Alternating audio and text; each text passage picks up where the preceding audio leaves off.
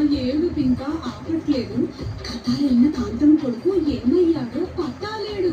రచ్చబండ హనుమంతుడికి ఎండా వాన ముందే లేదు. అప్పుడు గారి చూలు గేదే అన్నం నీళ్లు ముడతలేదు.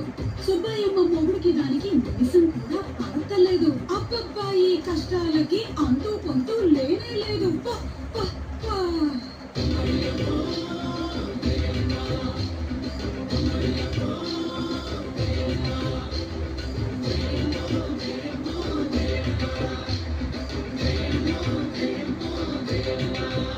లేదేమో మాటం గింత వంట అనదనుకుంటది ఊరంట.